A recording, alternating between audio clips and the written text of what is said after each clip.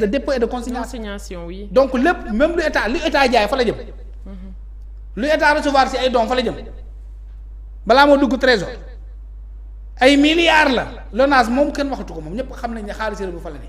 Port autonome c'est la plus grande entreprise numéro 1 de ce pays là nga jox ko Waly Djibo Dia qui est ton cousin direct waaw lii waroon pratique yi waroon nañu ko gis yow Ousmane Sonko.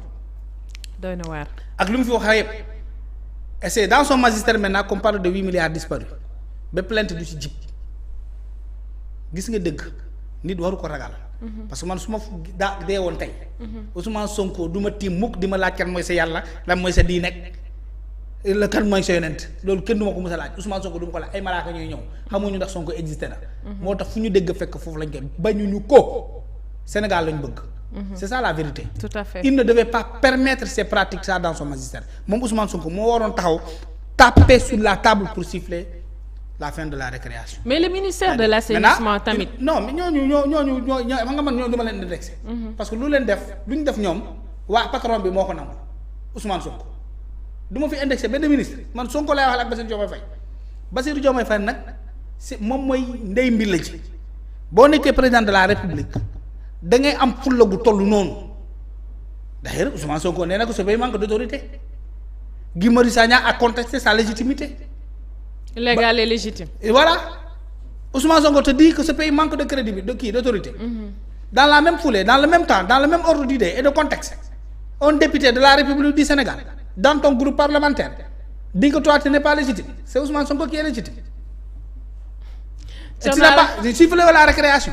on se permet maintenant ay joxe 5 milliards di ko toujours ay nit benn décision du justice jógee fa fii lañ fekk di. et beneen bi.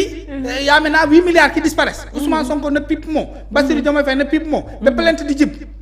justice bi na fexe ba mbiri leer. maintenant dafa am li ma lay wax. y aura pas de suivi madame. wax rek lay doon. du benn suivi amul benn juge bu osé topp bu ñeme topp loolu. parce que xaalis bi kat ñoom xam nañ fu mu dugg. léegi mbiram Azer également Thierno Alassane Sall nee na moom itamit dina porter plainte. pour porte na plainte kay ba pare voilà porte na plainte 37 milliards yi nga xamante ni moo ñeel coowal Azer boobu. bëgg nañ am fu mu jëm de 37 milliards aussi. milliards yi nag ñooy bëgg a bëri ci dëkk bi quoi. mais déggoon nañ may mun a jëy ne Abbas nee nañ dangaa jël 5 milliards yaa tay. mais loolu c'est ce qui loolu tax ma ne la. ni la plainte de Thierno Alassane Sall n'aura de suite enregistré jàppal date benn suite du ko am parce que ñoom xam nañ fi xaalis bi dugg. le gars au niveau de Sentif là. il n'osera pas donner suite à ce dossier. booy technicien denc leen. Kande bu ma rey yaa ngi koy def ala ndaw sale ndagal leen affaire kii Selbé Ndom gisaane noonu li dafa leer. Ousmane Sonko ak Bassirou Diomaye Faye xam nañ fa xaalis bi dugg. parce que ñoom ñooy les présidents ils ont toutes les informations di voilà. waaye maintenant Macky Sall poursuivi pour haute trahison. ay soob la rek. loolu lañ bëgg a def mais loolu ay soob la rek. ay soob la rek madame xam nga la République est plus sérieuse que cela quand même gis nga on peut pas intenter des procès parce que tout simplement on veut satisfaire le Benjamin du royaume quoi loolu warul du noonu la état di doxee Macky haute trahison lañ ko mën a toppee maa ngi koy wax fii di ko répéter tous les jours. Macky c'est un militaire période boobu c'était le premier soldat de ce pays gis nga jour bi ngay jugé bi ngay waat ba gaa yoo xam ne sénégalais kenn musu leen gis. mooy la chancellerie. c'est que ñi xamuñu état bu muy jël le gendarme là ba jël chaîne boobu noonu lonkal la ko jour boobu nga dugg nekk militaire et tu deviens le chef d'état-major de l'armée. oui des armées. des armées. Macky Sall mooy toog ay militaire dem ci àll bi jàkkaarloo ak rebelle yi nii président de la république mu ne tirez pas ñuy tirer seen kaw du ñemee réagir moo yor ordre boobu moo yor cette puissance là de décision est-ce que tu te saisis ce que tu es en train de faire. oui. ay nit ñooy jóge fale ñëw songu Ndakaar di dóor nit ñi depuis Tëngéej ba dugg Ndakaar Macky Sall ne arme bi ne réagissez pas kenn du ñemee réagir boo réagiré président bi mën na nekk Bassirou Diomaye Faye. ces images on explique kenn du ñemee à moins que ça soit un commandant sur le terrain un colonel un lieutenant un chef de troupe téméraire qui viole cette décision là et qui attaque mais bu paree prison la jëm ñuuf dañ koy sanctionner on l'amène au tribunal militaire. Macky Sall xam nga lan la ñu mën a toppee président de la République en exercice ou après ses fonctions haute trahison et ça doit être des erreurs des fautes militaires jàng dafa baax de. faute militaire nag xam nga nan la ñu mën a considérer nous sommes en guerre tu prends les informations tu les donnes à l'ennemi. Nous sommes en guerre tu dois prendre des ordres par exemple pour déclassifier des choses yoo xam ne ça pourrait aider à la victoire pour repousser l'ennemi nga bañ ko def. haute trahison la. maanaam une faute militaire lan la Macky Sall def fii comme faute militaire. mais est-ce que événement mars 2021 jàpp 2024 mën nañ ci topp. ñoom du moom lañ ko toppee sax ñoom nee nañu fii finance bi. waaw mais am na ñuy wax loolu aussi événement yi dégg nañ Fadilou Keita ne loolu dañ ko ci war a toppee haute trahison Serigne Saliou Gueye wax la même chose Waly Diouf Bodian. nga tudd nii ñan la Fadilou Keita lan la jàng quel est son diplôme. Kande bàyyi ma. ah non waaw nañ wax yan diplôme la am yoo xam ne yow mën nga ko ñëwee yow tu es master oui. tu es master là madame. Fadilou Keita il n'a qu'à être fier de ses parents mu yem foofu. Sénégal nag lañ dëkk fii. kenn yàqul dara moom lan la xam ci état Fadilou Keita s'il n'a pas été fils de est-ce que dina toll fii mu toll nii. Waly Diouf nee dañ ko pikiir. non mais Israël dañuy def loolu. embargo indi ko Sénégal c'est leur haine on ne gère pas haute trahison. on ne gère pas un état avec la haine. avec la colère. j'aime rappeler madame Nelson Mandela.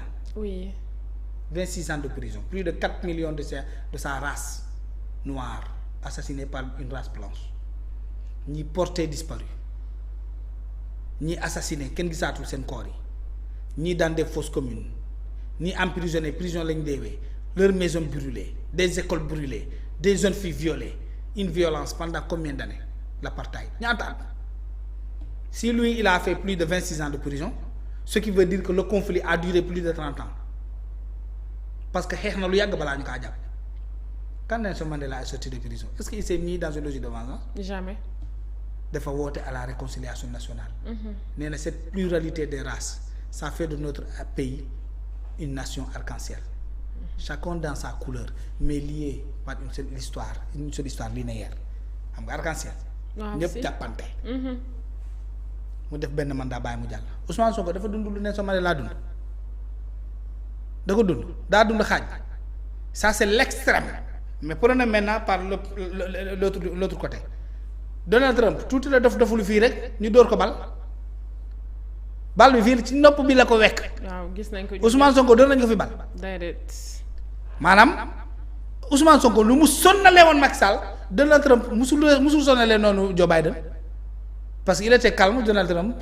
bu Joe Biden ba gi nu mu tudd Donald Trump yi nekkul woon ci li Ousmane Sonko nekk woon fii du ma fi jaar ak par force fii laay jaar du ma wuyu du ma dem procès 200 milliards yi ku ko fay woowee leen man Bob Marley loolu ay di défier la magistrature défier les forces de l'ordre défier l'état de droit Donald Trump ne l'avait jamais fait en Amérique mais benn la wone fii bari nit bal bi fii la aw.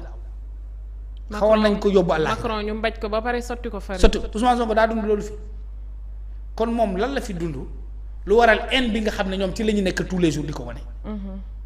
Bassirou Diomaye Faye est allé jusqu'à dire aux Sénégalais que nous avons besoin que j'ai hérité d'un pays divisé jusqu'à dans nos familles. Quand tu as cette conscience là yow président de la République doo siffler la fin de la récréation pour que dëkk bi jéem a réconcilier wu. mais tous les jours am Macky jàppal Macky am Macky du Macky dëkk bi amul ndox Macky Sall la tax amul ndox coupure dafa am Macky Sall moo toog fale. di organiser ay coupure fii FMI fay lébu ñu xaalis El Malick naan way Bassirou Diomaye Faye way on voit ñoom ñoo ngi ci ay manipulation quoi dëgg nañu am na lu ñuy dox ci suuf parce que FMI joxu la xanaa tey leer na ne du FMI parce que nee na léegi da ngeen war a leeral mbir yi kon du Macky nee na Macky Sall am na gars yi maanaam tout ce qui est incompétence nee ngeen Macky Sall la alors que demeewul noonu nañu liggéeyal réew mi. foofu lañ leen di xaaree. maintenant coow yi nga xam ne mu ngi fii à ne plus en finir. loolu ça ne changera pas ce pays là et on a besoin de continuer cette dynamique là. bi nga xam ne on l'avait une dynamique de développement. les gens qui venaient filmer Dakar yaa ngi ci YouTube bi yaa ngi ci réseaux sociaux yi. de wane Dakar avec fierté les autres de la sous-région mais aujourd'hui c'est la Guinée-Conakry là qui est devant nous. sur le plan quand même. très bien Cheikh Tidiane Kandé ñoo lànk protesté nañ pour ñaawlu mais naqarlu également facture d'électricité yi nga xamante ni dañu cher jamono ji askan wi yëpp mën nañ ko mënees nañ cee teg seen i gët mais également waaye